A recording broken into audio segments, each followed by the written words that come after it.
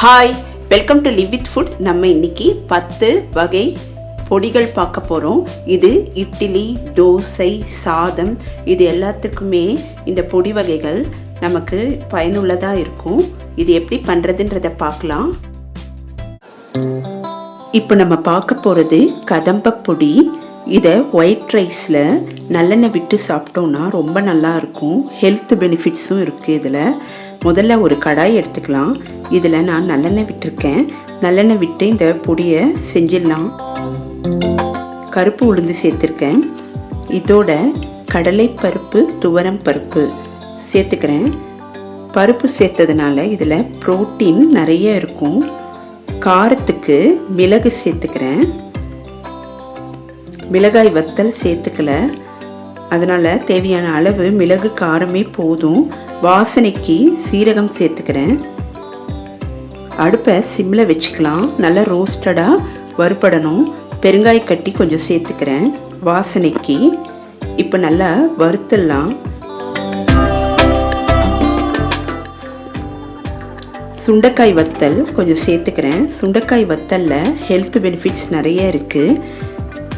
இந்த மாதிரி அடிக்கடி உணவில் சுண்டைக்காய் வத்தல் சேர்த்துட்டோன்னா வயிறு சம்பந்தப்பட்ட பிரச்சனைகளுக்கு ஒரு தீர்வாக இருக்கும்.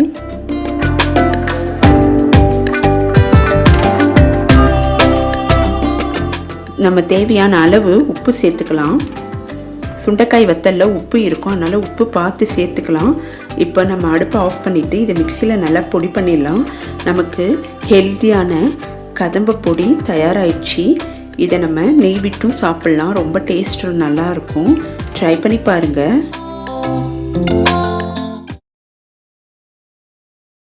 கரம் மசாலா பவுடர் பார்க்க போகிறோம். இதை எப்படி வீட்டிலையே செய்யறது அப்படின்றத பார்க்கலாம். இப்போ ஒரு கடாய் எடுத்துக்கலாம். ஏலக்காய்,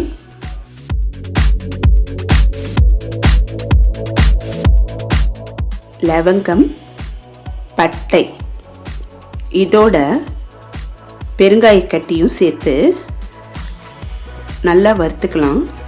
அடுப்பை சிம்மில் வச்சுக்கலாம். கருகாமல் இருக்கணும். சப்பாத்தி சைட் டிஷ்ஷுக்கு, புலாவுக்கெல்லாம் கரம் மசாலா ரொம்ப இம்பார்ட்டண்ட்டு. இந்த கரம் மசாலா பவுடர் நம்ம வீட்லேயே ப்ரிப்பேர் பண்ணி வச்சிட்டோன்னா நல்லா ஹெல்ப்ஃபுல்லாக இருக்கும். இப்போ இதோட சோம்பு சேர்த்துக்கிறேன். நான் கொடுத்துருக்குற அளவே நீங்கள் செஞ்சீங்கன்னா உங்களுக்கு 10லேருந்து 12 டிஷ் பண்ணிக்கலாம். இதோட மிளகு, சீரகம் ரெண்டுத்தையும் சேர்த்துக்கிறேன். அடுப்பு சிம்லேயே வச்சுக்கலாம். ரொம்ப கருக விட்டோன்னா ஃபுல்லாக ஸ்பாயில் ஆகிடும். காரத்துக்கு நான் 4 மிளகாய் தான் சேர்த்துருக்கேன். இது ரொம்ப காரம் இருக்கக்கூடாது.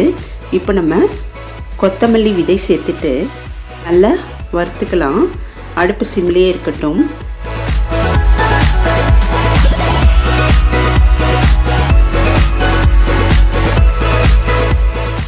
வாசனை வர வரைக்கும் நம்ம நல்லா வறுத்துக்கலாம். அந்த பெருங்காயம்லாம் நல்லா வறுப்பட்டு பொரிஞ்சிருக்கும். இதுதான் கரெக்டான பக்குவம். நமக்கு நல்ல வாசனையோட இந்த மசாலா தயாராகிருக்கும். இப்போ இதோட அடுப்பை ஆஃப் பண்ணிவிட்டு மஞ்சத்தூள் சேர்த்து 2லேருந்து 3 நிமிஷம் நம்ம வதக்கிக்கலாம். இதை நல்லா மிக்சியில் பவுடர் பண்ணிக்கணும். நமக்கு இந்த கரம் மசாலா பவுடர் ரெடி ஆகிடும். இதை ஒரு நல்ல ஒரு ஏர்டைட் கண்டெய்னரில் தண்ணி படாமல் போட்டு ஃப்ரிட்ஜில் வச்சிட்டோன்னா நம்ம 1 மந்த்து கூட யூஸ் பண்ணிக்கலாம். எந்த ப்ரெசர்வேட்டிவும் சேர்க்கலை.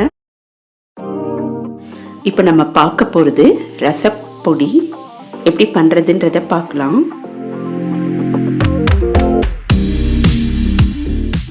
முதல்ல ஒரு கடாய் எடுத்துக்கலாம். இதில் மிளகு, சீரகம் ரெண்டுத்தையும் சேர்த்து வறுத்துடலாம். அடுப்பை சிம்லே வச்சுக்கலாம். இந்த மாதிரி பொடியெல்லாம் பொடிக்கும்போது நம்ம சிம்மில் வச்சு பண்ணோன்னா ரொம்ப நல்லாயிருக்கும். காரத்துக்கு நாங்கள் கொஞ்சமாக வரமிளகா சேர்த்துருக்கேன். நீங்களும் பார்த்து சேர்த்துக்குங்க. மிளகு காரம் இருக்கும். இந்த ரசப்பொடி நம்ம பிடிச்சி வச்சிட்டோன்னா நிமிஷத்தில் ரசம் செஞ்சிடலாம். டேஸ்ட் ரொம்ப நல்லாயிருக்கும். இதுக்கு பருப்பு சேர்க்க வேண்டிய அவசியம் இல்லை. இதிலே நம்ம துவரம் பருப்பு கொஞ்சம் சேர்த்துக்கலாம். புளி, தக்காளி இதோட இந்த ரச பவுடர் போட்டு நம்ம ரசம் செஞ்சோன்னா ரொம்ப நல்லாயிருக்கும். தனியா விதைகள் சேர்த்துக்கலாம். நல்லா வறுத்துக்கலாம். நான் இங்கே பெருங்காய கட்டி சேர்க்கல. ஏன்னா ரசம் போடும்போது நம்ம தனியாக பெருங்காயம் போட்டுப்போம், இல்லைனா பூண்டு போட்டுப்போம். அதனால் இதை அப்படியே மிக்சியில் பொடி பண்ணோன்னா நமக்கு டேஸ்டான ரசப்பொடி தயாராகிடுச்சு. நிமிஷத்தில் வீட்லேயே ரசம் ரொம்ப அருமையாக செஞ்சிடலாம். அடுத்து நம்ம பார்க்க போகிறது இட்லி மிளகாய் பொடி. இப்போது ஒரு கடாய் எடுத்துக்கலாம். அதில் கொஞ்சமாக எண்ணெய் விட்டுக்கலாம்.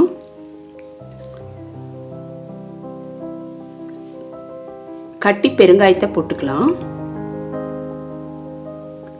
இந்த மிளகாய் பொடிக்கு காரத்துக்கு வரமிளகாய் சேர்த்துக்கலாம். உங்களுக்கு எவ்வளோ காரம் வேணுமோ அதுக்கேற்ற மாதிரி சேர்த்துக்குங்க. இப்போ இதுக்கு நான் கருப்பு உளுத்தம்பருப்பு எடுத்திருக்கேன். வெள்ளை உளுத்தம் பருப்பை விட கருப்பு உளுந்து டேஸ்ட் நல்லா இருக்கும். இப்போ இதோட கடலைப்பருப்பு சேர்த்துக்கலாம். இப்போ எல்லாத்தையும் நல்லா பொன்னிறமாக வறுத்து எடுக்கலாம். சிம்லேயே வச்சு வறுத்தெடுத்தா கலர் சேஞ்ச் ஆகும், மணமாகவும் இருக்கும்.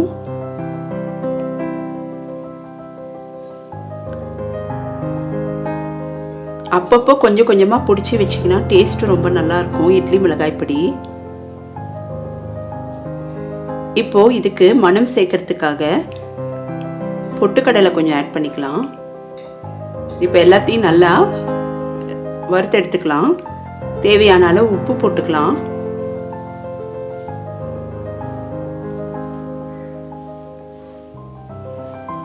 சட்னி சாம்பாரோட இந்த இட்லி மிளகாய் பொடி இட்லியோட சேர்த்து சாப்பிட்டா ரொம்ப டேஸ்ட் நல்லா இருக்கும். இப்போ நம்ம இதுக்கு இன்னும் டேஸ்ட் கொடுக்கறதுக்காக வெள்ளை எள்ளை நல்லா பொரிச்சு ஆட் பண்ணிக்கலாம். ஹீட்டில் நல்லா பொரிய ஆரம்பிக்குது. வெள்ளை எள்ளை இந்த மிளகாய் பொடியோட சேர்த்து மிக்சியில் நல்லா பொடி பண்ணிக்கலாம்.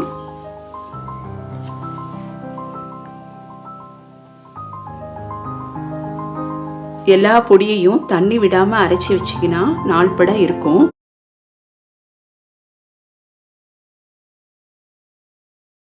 பூண்டு பொடி பார்க்க போகிறோம். இதுக்கு ஒரு கடாய் எடுத்துக்கலாம். இதில் கொஞ்சமாக எண்ணெய் விட்டுக்கிறேன். வெஜிடபிள் ஆயில் எது வேணால் எடுத்துக்கலாம். இப்போ நான் பூண்டை தோலெல்லாம் நீக்கிட்டு சேர்த்துக்கலாம். கொஞ்சம் நல்லா ஃப்ரை பண்ணிக்கலாம். அடுப்பை சிம்லேயே இருக்கட்டும். இப்போது காரத்துக்கு மிளகு சேர்த்துருக்கேன். இந்த பூண்டு பொடி ஒயிட் ரைஸில் நெய் போட்டு சாப்பிடும்போது டேஸ்ட் அலாதியாக இருக்கும். சிவப்பு மிளகாய் கொஞ்சம் சேர்த்துக்கிறேன். உங்களுக்கு காரம் எவ்வளோ வேணுமோ அந்த அளவுக்கு சேர்த்துக்குங்க.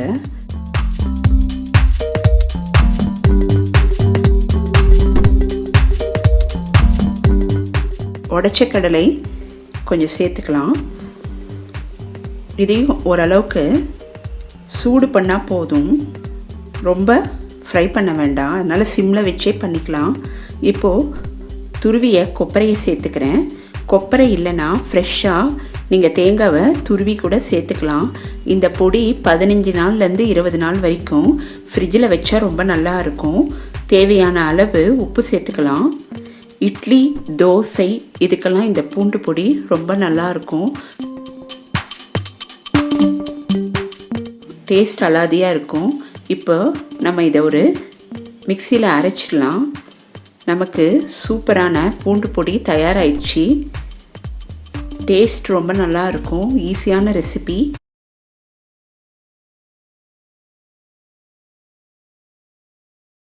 பருப்பு பொடி ஒரு கடாய் எடுத்துக்கலாம். அதில் கொஞ்சமாக எண்ணெய் விட்டுக்கலாம். பெருங்காயம் சேர்த்துக்கலாம். இந்த பருப்பு பொடியை நெய்யோட சாதத்தில் பிசைஞ்சு சாப்பிட்டா டேஸ்ட் நல்லாயிருக்கும். இப்போ இதுக்கு நான் துவரம் பருப்பு சேர்த்துருக்கேன். பொன்னிறமாக வறுத்து எடுக்கணும்.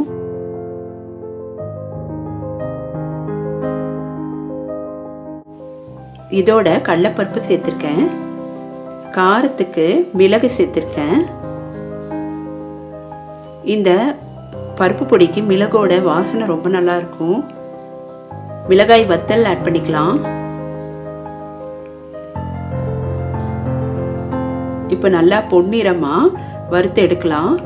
சிம்மிலே வச்சுக்கலாம் அடுப்பை. இப்போ நமக்கு நல்லா செவந்து கரெக்டான பதம் வந்துடுச்சு. இதை நல்லா மிக்சியில் பொடி பண்ணிக்கலாம்.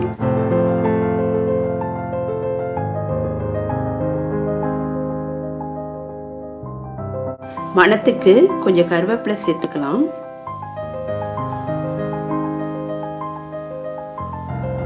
தண்ணி விடாமல் நல்லா பொடிச்சு வச்சுக்கலாம். இப்போ இதோட நான் கொஞ்சமாக வெந்தயமும் சேர்த்துருக்கேன். வெந்தயத்தை கடாயில் போட்டு நல்லா ரெட் கலர் ஆகிற வரைக்கும் வறுத்து எடுத்துக்கலாம். இப்போ இந்த வெந்தயத்தையும் நம்ம வதக்கி வச்சிருந்த பருப்போடு சேர்த்து அரைச்சிக்கலாம். இந்த வெந்தயம் உடம்புக்கு குளிர்ச்சி கொடுக்கக்கூடியது. அதனால் இது எல்லாத்தையும் நல்லா பொடி பண்ணிக்கலாம். இப்போ நமக்கு பருப்பு பொடி தயாராகிடுச்சு.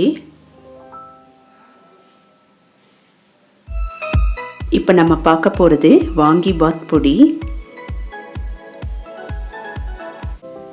இப்போ ஒரு கடாயில் எண்ணெய் விட்டுக்கலாம். இது நல்லெண்ணெயாக இருந்தால் இன்னும் நல்லாயிருக்கும்.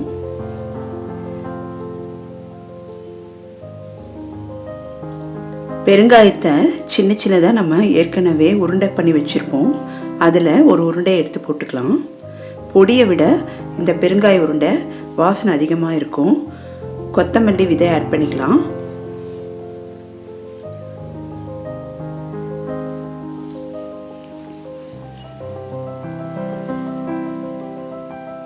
மிளகு சேர்த்துக்கலாம்.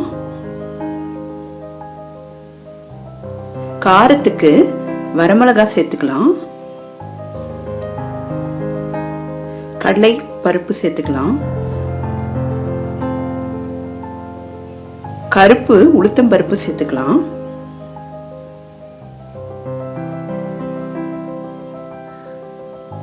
இப்ப நல்லா செவக்க வறுத்துக்கலாம்.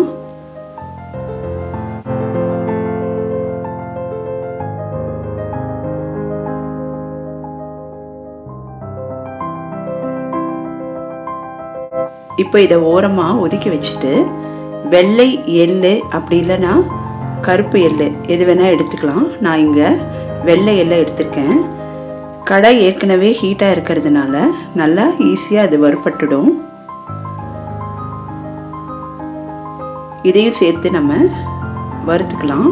இப்போ நல்லா தண்ணி விடாமல் மிக்சியில் பொடி பண்ணிக்கலாம். வாங்கி பாத் பொடி தயாராகிடுச்சு. நீங்கள் ட்ரை பண்ணி பாருங்கள். டேஸ்ட் ரொம்ப நல்லாயிருக்கும்.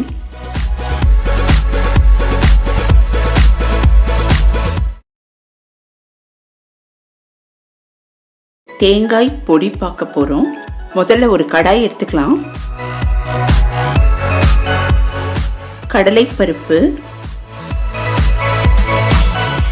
கருப்பு உளுத்தம் பருப்பு, உளுத்தம் பருப்பு கருப்பு உளுந்து எடுத்துக்குங்க, ரொம்ப நல்லாயிருக்கும். நம்ம இதோட துவரம் பருப்பும் சேர்த்து வறுத்துடலாம். காரத்துக்கு மிளகு கொஞ்சம் சேர்த்துக்கிறேன். தேவையான அளவு மிளகாய் வத்தல் சேர்த்துக்கிறேன். இந்த தேங்காய் பொடி இட்லி, தோசை இதுக்கு ரொம்ப நல்லா இருக்கும். அடுப்பை சிம்மில் வச்சே நம்ம இதை நல்லா வறுத்துக்கலாம்.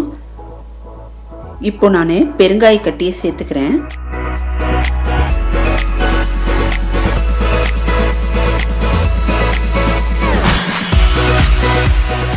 இப்போ நல்லா வதக்கிக்கலாம். ஓரளவுக்கு சிவப்பாக வறுபட்டுடுச்சு.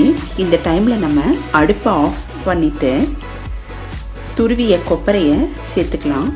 உங்ககிட்ட கொப்பரை தேங்காய் இல்லைன்னா நீங்கள் ஃப்ரெஷ்ஷாக தேங்காவை கூட துருவி சேர்த்துக்கலாம். இதோட தேவையான அளவு உப்பும் சேர்த்து ஆற வச்சிடலாம். இது நல்லா சூடு ஆறினோடனே இதை மிக்சியில் நல்லா பொடி பண்ணிடலாம். இது ஒயிட் ரைஸுக்கு நெய் போட்டு சாப்பிடும்போது டேஸ்ட் ரொம்ப நல்லா இருக்கும்.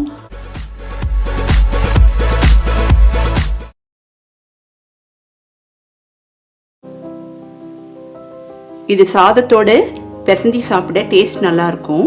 இப்போ ஒரு கடாய் எடுத்துக்கலாம். அதில் வெள்ளை எள்ளு போட்டுக்கலாம். வெள்ளை எள்ளு இல்லைன்னா கருப்பு எள்ளு கூட எடுத்துக்கலாம். எள்ளு நல்லா பொரிய ஆரம்பிக்கணும். அதனால் கொஞ்ச நேரம் அதை நல்லா வறுத்து எடுக்கலாம். கடாய் காஞ்சோன்னு போட்டால் சீக்கிரமாகவே வறுப்படும். இப்போது நமக்கு நல்ல பொன்னிறமாக எள்ளு ரெடி ஆயிடுச்சு.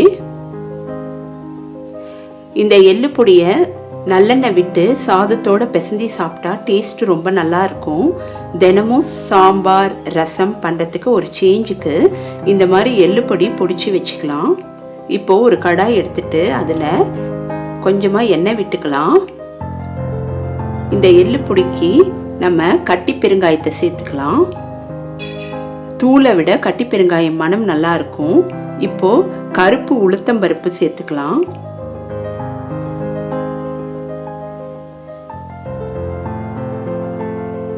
காரத்துக்கும் மணத்துக்கும் மிளகு சேர்த்துக்கலாம். வரமிளகாய் சேர்த்துக்கலாம். இப்போ எல்லாத்தையும் நல்லா பொன்னிறமா வறுத்து எடுக்கணும். கொஞ்ச நேரம் ஃப்ரை பண்ணிக்கலாம். இதை ஃப்ரிட்ஜில் ஸ்டோர் பண்ணி வச்சா 1 மாதம் வரைக்கும் நல்லா இருக்கும். தண்ணி படாமல் வச்சிருக்கணும். இப்போது அரைக்கும் போது கொஞ்சமாக மஞ்சத்தூள் சேர்த்து நல்லா பொடி பண்ணி வச்சுக்கலாம். நமக்கு எள்ளு பொடி தயாராகிடுச்சு.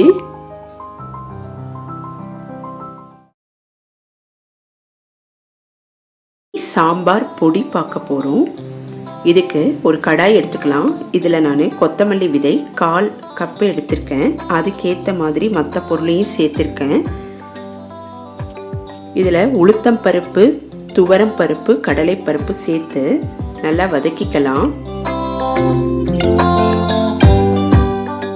நீங்கள் இன்னும் அதிகம் வேணும்னா இந்த மெஷர்மெண்ட்டுக்கு ஏற்ற மாதிரி பொடிச்சுக்குங்க.